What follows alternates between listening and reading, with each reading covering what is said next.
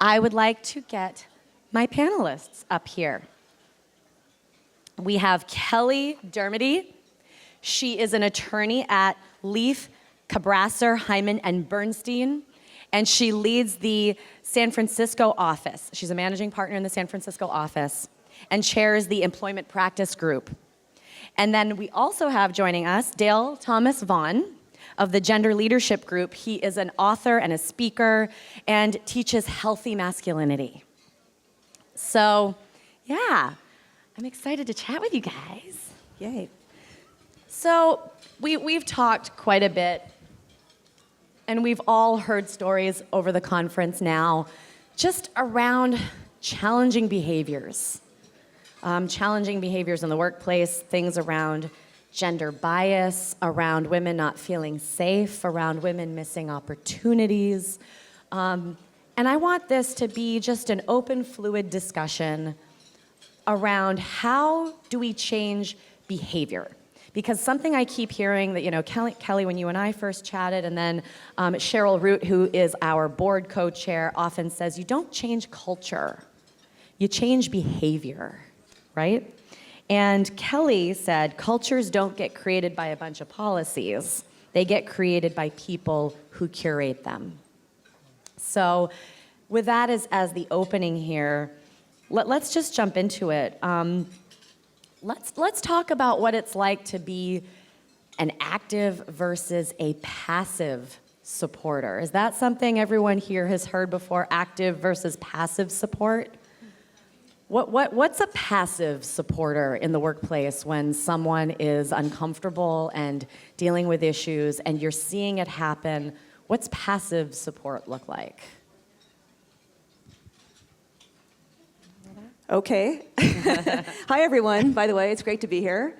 So I think when my clients come to me and they talk about being in a workplace where things are happening, say in a meeting, women's being interrupted over and over again, passive support is when you walk out of the meeting and someone says, man, that was really rough. So it's after the fact. Okay. What do you do? Yeah, I would also say that one of the ways that we accidentally become apathetic at work is by being passive supporters, by saying after something goes down, boy, that was really rough on you, but I didn't do anything about it in that moment because, and we give kind of a high-minded apathy sort of reason and excuse. I didn't do anything about it because I didn't want you to get into trouble, or I didn't want you to look bad or me to look bad or whatever. So now we're just going to commiserate rather than creating some sort of active support opportunity. Why does that happen? Like, let's get in a little bit into the social science. Dale, you and I have talked about that a bit. When you see something going down, when you see that a female employee is being addressed in an inappropriate way of any kind, and you can see in her body language, you can see based on other employees around them too, that everyone's uncomfortable. We've all been in those situations where one person is saying something they really shouldn't be to another person or acting inappropriately, and everyone kind of does that, but no one says anything. No one does anything. They kind of back off and say, ooh, well, or they scuttle off to their cubicles or their workspaces or whatnot. What's going on psychologically there? We've talked a little bit about just bias, unconscious bias, and what holds us back? I would say that in the same way that women have been told over and over again to lean in and have their voices heard, in moments like these are when men need to actually lean in and have their voices be heard. So it's our role. I believe in owning that role, stepping up and taking responsibility for that opportunity to say, usually to another man, hey, that was inappropriate, or hey, you just mansplained, or hey, you just man-interrupted, can we hear what else she had to say? I think there's a real onus on the peer-to-peer conversation among men in that situation, and unfortunately, I think we've been conditioned by a lot of the training that we see that's especially mandatory training to walk on eggshells rather than be the courageous one. And what I would say is the history of this is amazing. Whenever a man we are social creatures, specifically socially peer-pressured creatures, positive and negative. When a man's voice is suddenly lending support to a female coworker, it creates an opportunity for social positive peer pressure to exist. Social positive peer pressure, I like that. Okay, Kelly? Sure. So let me talk about the women's experience. I don't know if any of you all read a Facebook post that was, I think, last week about the World Science Festival in New York. A woman named Marilee Talkington. Is this right? Talkington? Talkington. You can look it up. It's a public post. The tens of thousands of people have read it now. It's viral. About what happened on stage when there were 5 male speakers and 1 female speaker, an hour-and-a-half panel. You all, this is ringing a bell? Hour-and-a-half panel. The first hour, the moderator ignored the one woman. The last half hour, when it was a subject about her expertise in the world, which is string theory. She's like a world expert on string theory. The moderator asked her a question about her theory and then described what her theory was and what her answers were, to the point where the audience was very uncomfortable. And finally, someone from one of the front rows, a woman, yelled, "Let her speak, please." Wow. And then described how much she was shaking from the effort of saying, "Let her speak, please," how much courage it took, and how all these people came up to her afterwards to express, "We were thinking the same thing, but we didn't know what to say. Thank you for saying that." And I want to just talk about how it's not just men who are culturally coded about gender stereotypes. Women are also learning from the time that they are on this planet that it's sometimes dangerous for women to speak out, for women to ask to be heard, that sometimes you can be victimized for asking to have equality. And so there's a lot of internal thought process that goes around, is it safe to say something now? Do I use my shit now? Is this the hill I want to die on, right? Yeah. And even when you should not have to worry about that, it doesn't involve you at all. Women often are going through that thought process in every micro interaction that's happening. So it's very, very difficult to speak up sometimes, far more difficult than we acknowledge, which is why I think conversations like this are very important for how we figure out how to speak, when to speak, and how to support each other in speaking. Because having a community of support means that it's a lot safer to be the one doing the interrupting. That's awesome. I would just add, so when I do consulting work where I come into corporations and offer workshops around how to understand unconscious bias, how to have conversations like this in your workplace, in your meetings. And one of the things that I have found is that just by having something like that dropped into your culture allows the language to suddenly exist to talk about these things. So we can't talk about an unconscious bias if we don't know how to talk about unconscious bias. And so just giving yourself the gift of the language and dropping that into the culture can really be a big an opportunity for people to become active as opposed to passive.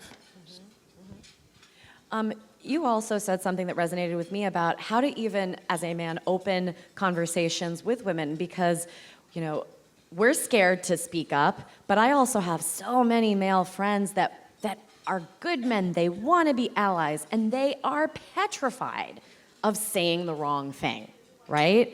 And we don't always make it easy for them either, so I'll say both sides of that. But you brought up a good point about how to even open a discussion. When you are the man and you're speaking to women, you said something about boundaries. What is that statement that you usually say at the beginning of a conversation when you're having, when you're opening up a dialogue that's deeper?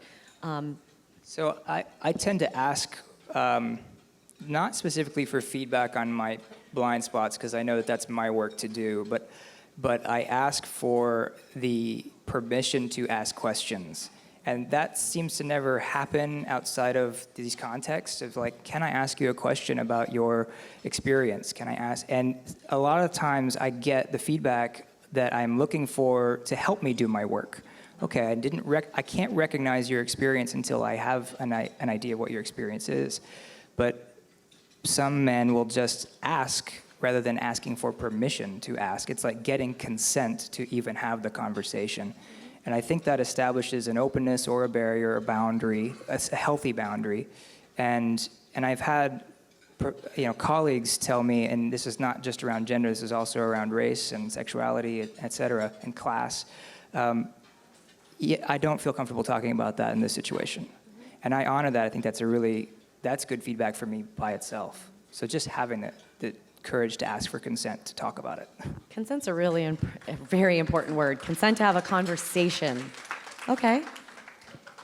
Yeah, I mean, I'm glad that we're having this dialogue in its frame the way you framed it, Amanda, because I think there's been so many conversations. We've all, I shouldn't speak for every one of us, but probably most of us have been through some type of workshop about how do women fit in? How can women make themselves suitable enough in the environment? What are the tips to, for women to get ahead and break the glass ceiling? And damn it, let's work on the men, we've really tried it. We've tried working on the women. Maybe there's something else going on here, right? And I think that the same is true for race. I think that white people need to own a lot more than we are owning around race issues. And I think for all groups, right? If you are in the dominant group, it really behooves you to take a couple beats, to listen and try not to be defensive, trying to make it about you and whether you're a good person or not. Take in the feedback to understand that maybe that behavior was part of a long history of behavior. It settled in a way that made a person that you were working with feel smaller or lesser or undermined, and maybe you can learn something about how not to do that behavior again. And I feel like because we don't work on the people committing the behaviors and work on the people that are the subject of those behaviors, we're not fixing the problem. So I think we have to do more of the fixing of that than the talking about how to move around it.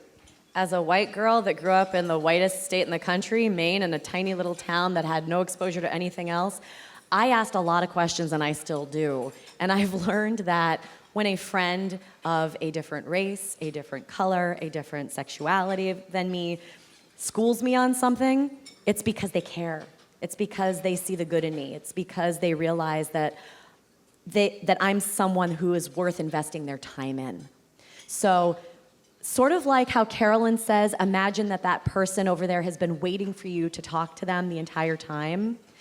Reframe it in your own mind with these things too. When you are sitting at an intersection of something and someone is giving you some feedback, don't put up a wall. Maybe think about it as this person cares about me enough and believes in me enough to share that information with me to help me become a better person, a more open-minded person, and understand where they're coming from more. One more comment on that. So a concept that I think is getting a little more attention lately is this idea of doing the emotional work for other people. And women in particular are asked to do a lot of emotional work around gender for men. Women of color are asked to do a lot of emotional work around racism and white supremacy for white people, women and men. When you're interacting with someone, you have to understand when you're putting on them your defensiveness, your anger, your resistance, you're asking them to do the emotional work. And it's taxing. It's really taxing. It's tiring. And so people might choose to opt out of doing that emotional work. So what Amanda's saying is that if someone's actually engaging with feedback that's sincere, vulnerable feedback, they're doing emotional work with you. It's a gift. And needs to be honored that way.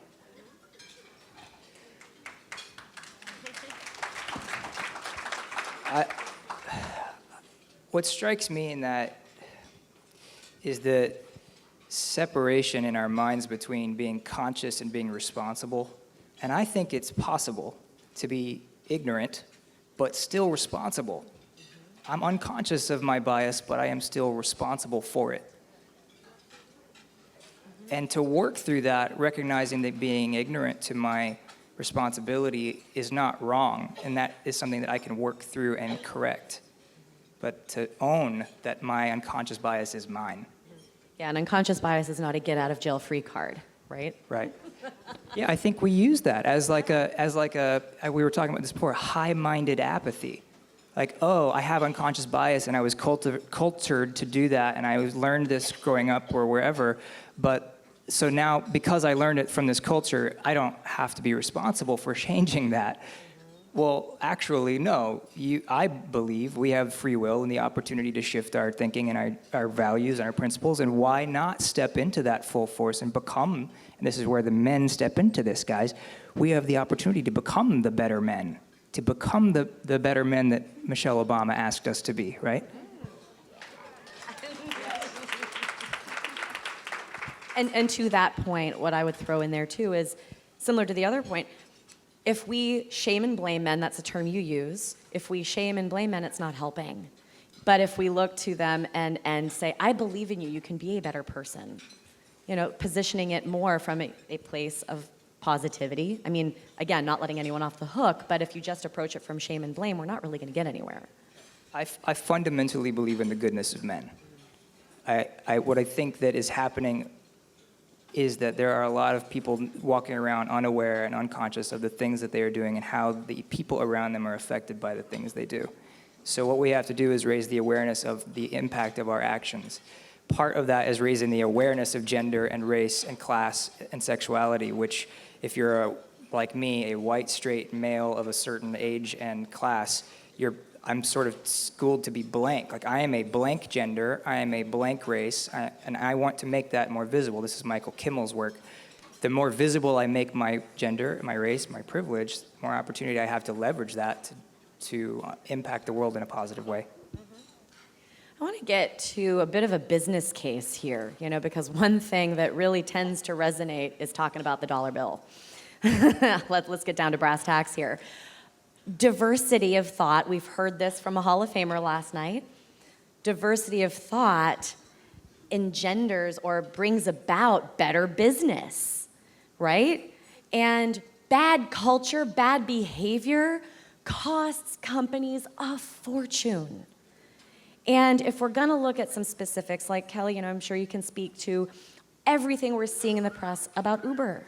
You know, you've got, let's get down to brass tacks, the guy who was fully vested, who thought that he was just gonna pull out his shares and go live his life, you know, in Hawaii, can't really do that now. You know, bad behaviors cost companies a fortune. So let's talk about that. Let's talk about why on earth would we ever leave an all-star woman on the sidelines when bringing her in and bringing in not just her, but having equality across race, sex, all of these things, the diversity of thought raises the bar, raises the win for everybody. So maybe some of you are aware of this Liebers study that was done in 2017, and it was a study of 2,000 people who've left tech jobs 2013 and 2016. It was reported that 2/3 of them would have stayed if the culture was fixed.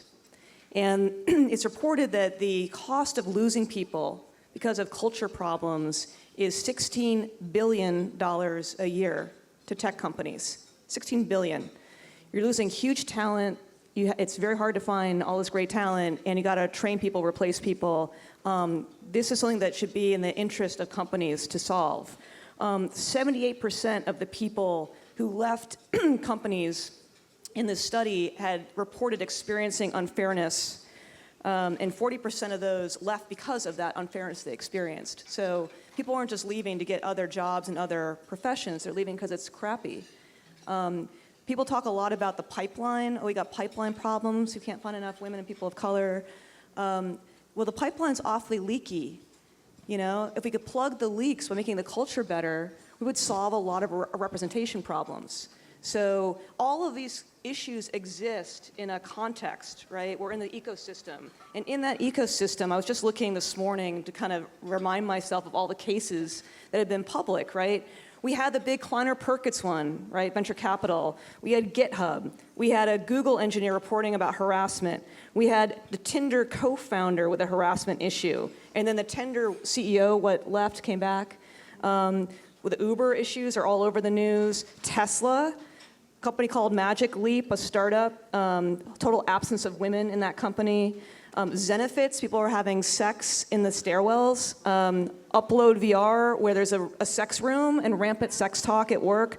I mean, these are people working to pay a rent, to support their families, to have a career, and they have to suffer through a toxic cesspool of sexist garbage. That's not how it should be. It should not be acceptable. And it's part of why these conversations are difficult, because we all know that this is what's going on. It's not like these are isolated examples. These are examples that are rooted in a culture where men will be men, boys will be boys, it'll be playful, we'll have fun, we'll drink a lot. We'll break things. We'll break women's hearts by being really gendered in the workplace. That's what's going on. So we have to get to the root of why this culture is so toxic and change it. Absolutely. And I think what you're getting at, too, really specifically in a lot of these, is startup culture. And not just startup culture, but there is a problem with startup culture where you have founders that get millions of dollars from investors. They have a board of directors. They have advisors. They have partners that will partner with them for different events. They have sponsors that will sponsor their events. But because it's suddenly cool to be a startup, it's suddenly, the startups are the new rock stars. And you have Hollywood that is pushing that message as well. How many people here watch the HBO show? Silicon Valley. Silicon Valley on HBO, right? People really like that show because it's kind of true, right? Wrong. Like it's wrong that it's so entertaining. Right? Can I push back on one thing about please, that? So please. I think startup culture, and I have had clients in startup culture, and it's egregious, but it's like the tip of the spear. Yeah. So you've got major pay, promotion, representation issues happening at the major companies in the Valley, okay? I mean, you've got Department of Labor right now looking at Google. I'm in class action against Microsoft, gender case involving technical women. I have a case against Sandia National Labs involving gender pay and promotions. I mean, these aren't as sexy as some of these examples you're reading about on blogs, but I'll tell you what, it's devastating to women to be undervalued in these companies, and it's not isolated. And I think whenever I hear of a harassment case, and the details are usually just awful and unthinkable to me, my big question is, where are the other men in this? Like, I get that there's going to be that 3 to 10 or however many percent of sociopathic, non-empathic people. But where are the rest? Where are the 90% with integrity that can stand up and say something? Because so often, I'm the guy standing there talking to some other guy saying that's not right. And what tends to happen is, in a room full of 10 men, if I'm the one voice who says that, 8 other of them will say, yeah, I agree, that isn't right.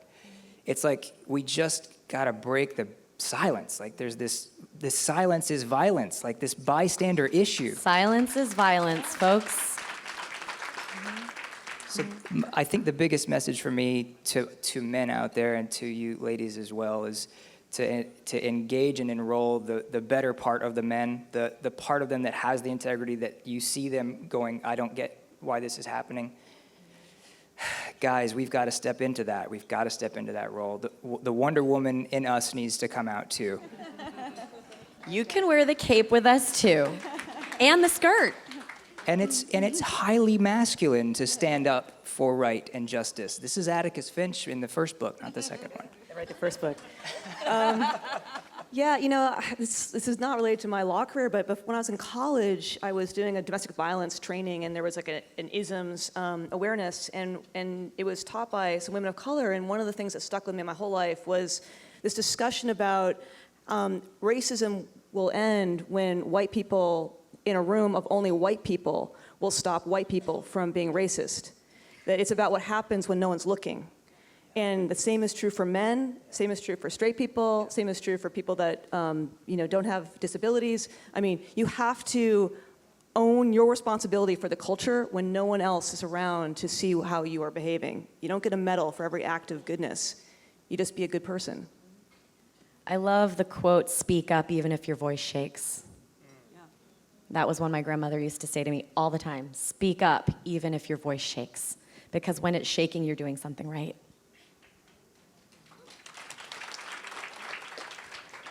And I think so much of the culture that we're talking about comes down to voice. Voice at the table or voice in the room, voice.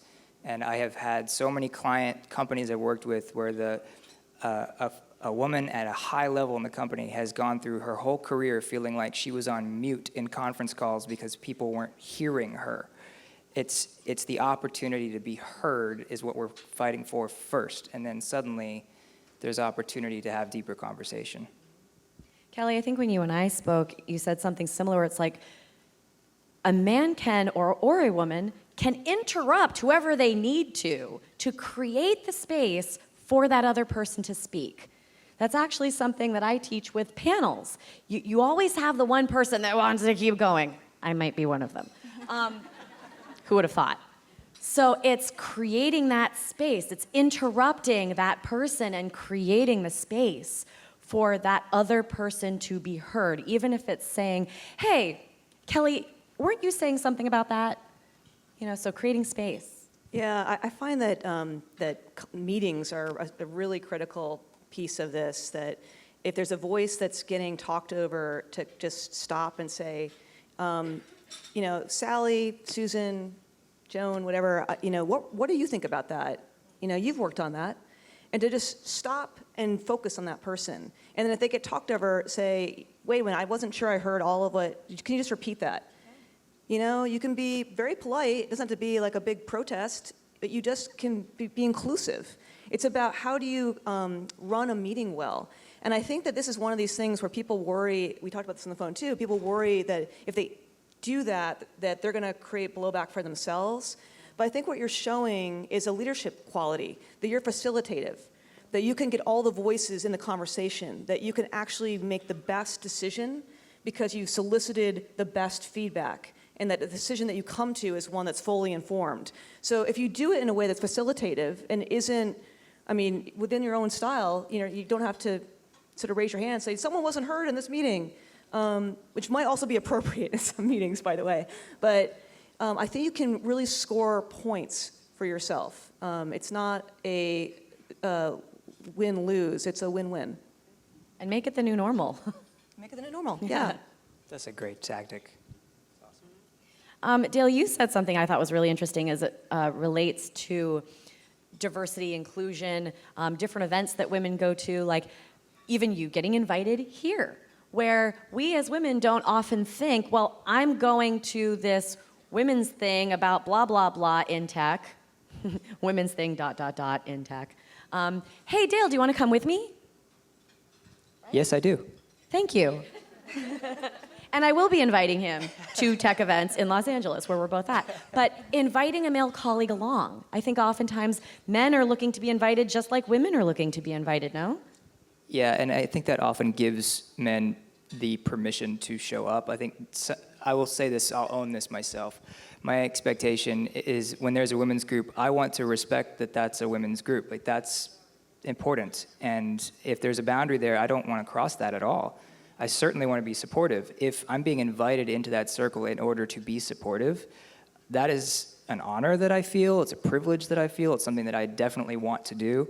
And even if I knew nothing about it, I would want to show up. So I think part of inviting men into the conversation is just giving them permission to be in the conversation, which is where they learn all this stuff that they don't know about.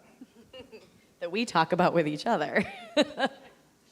So I'm hearing, just to sum this piece up, I'm hearing a lot about just use your voice, and your voice can either be really drastic, like being the woman who stood up with her voice shaking, saying, let her speak, or it could be, hey, bro, nobody wants to hear about that. Can you please stop talking about that? Or, hey, maybe let her speak a little bit. Or it could be a private message to her that says, I support you. I'm proud of you. I'm here for you. It could be an email. It doesn't have to just be in public, which is more powerful, but getting that private support is helpful too.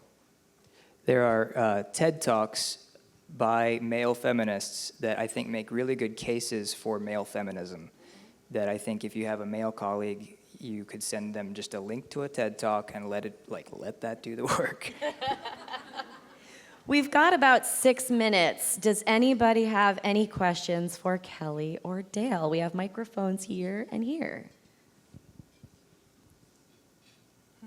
Please.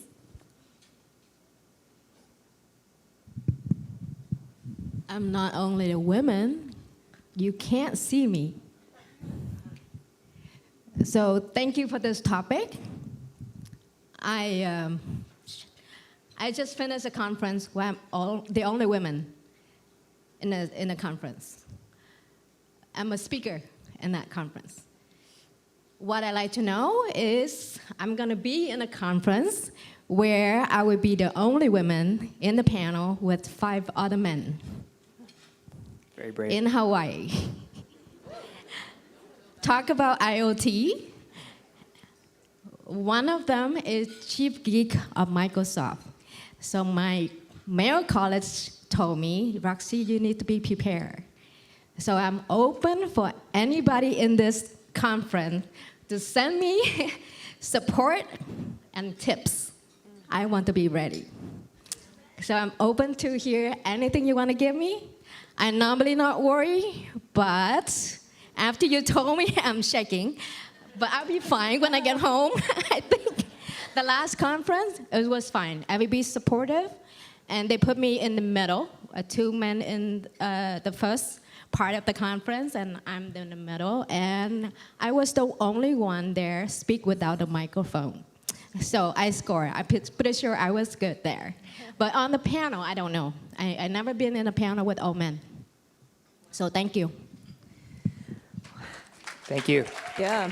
Let's all find her and give her our tips about how we deal with being the only woman in the room, too. Make sure you find her before we leave. You're going to be awesome. You stood up in this room and just did that, and that takes courage. So you're going to kill it.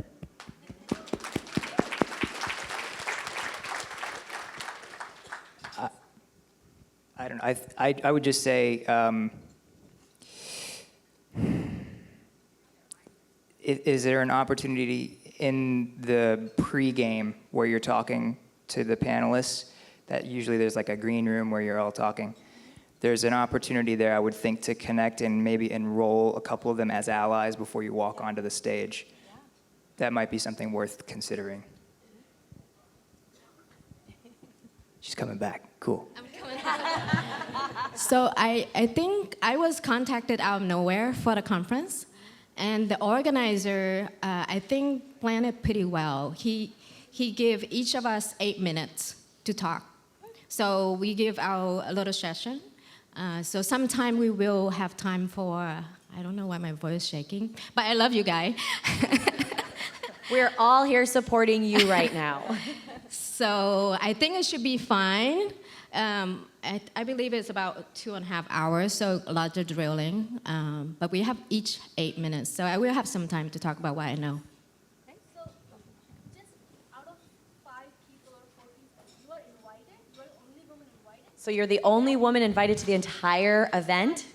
No, for that panel. Okay, for that panel. That says something. That itself is a huge. So why would you not go with that high confidence and head high and just own the place? Actually, Own it, just own it. I say yes, and I have no problem. But the thing that you were talking about, I want to be prepared. I don't want to be, I know what I'm doing. Here, I have so much resources. I'm come here to learn. So whoever have tips, I would want to hear. So if hear that what they normally say to you, I was kind of stunned you. I want to be prepared. Yeah, make sure you get a microphone. Okay, in the interest of time, I want to keep moving on to a few more before we end. Over here, Denise. Hi guys, I'm Denise. I'm a marketing and business consultant and advisor to a few companies, but I've been fortunate enough to experience being both on the corporate side and the startup side. I've seen a lot of challenges personally, me being a minority, me looking very young. FYI, I'm in my mid-30s. So that is a challenge. You're and still it's- young. I know. But, I mean, I've come across a situation where I've been across with a CEO, and she's like, oh, what do you know? You're just a baby. And I'm like, actually, no, I'm not. And then I've been able to, like, earn the respect of these executives by, once I start talking to them, once they start to know how I can help their businesses, there is that kind of respect level that's kind of earned. But on both sides, you do experience some issues where individuals have that struggle, where they're afraid to kind of go and talk to upper level management, afraid to go talk to their HR departments. Having been an owner in a company, I've been that role, so I've been on the phone with ADP almost every week trying to figure out that training. So I know on the startup side, like that stuff can kind of often be ignored. So it's sometimes where that kind of situation with startups starts to happen. And then with the corporation side, like there is kind of that open door policy, but it's still an internal struggle. So I think what I'd like to know is like, how does one conquer that internal struggle within themselves to feel like they have the confidence to go and speak to someone? Yeah, that's a big question. So Amanda prompted me to talk about knowing your rights, and I think that's really important. And I can give you the legal overview privately, publicly. I do think that there is a fix in companies that everyone should be aware of, because you can't train away biased decision making. Okay, it's going to happen. What you can do is monitor it and fix it. And the problem with a lot of companies is that they don't have the C-suite level people actually looking at decisions and ensuring fairness. At best, there is a volunteer committee of really well-meaning people, usually the us's, that sign up to try to encourage like awareness without any authority to monitor decisions and create fairness. And so if you don't have a culture that can be monitored and fixed with a genuine concern for it, I think these problems will fester. So on the corporate side, I'd say make sure you have the right structures in place so that people really can be sure that things will be taken seriously and will be solved, and that at a macro level, pay is equal and promotions are fair. In terms of your personal concern about how to step forward and ensure that, I think that there are experts around with resources, trainings, et cetera, that I would recommend to you to help supplement your education inside the company and to warm them up, to be able to hear your message if they aren't already there. But I think that these are such important things to do. I mean, these cultures will not be fixed by those of us in this room just understanding that they're a problem. We have to be very conscious, very deliberate about the institutional interventions to fix them permanently. I am getting some signs that we are running over, and we have some career panels happening that I don't want to run into because a lot of this will spill over into a lot of that. So I know that we have some folks standing. We will be off on the side so that you can still ask some questions. This was such a lively, great discussion. Did everybody enjoy this? Thank you. Thank you. And thank you, Dale, and thank you to Kelly.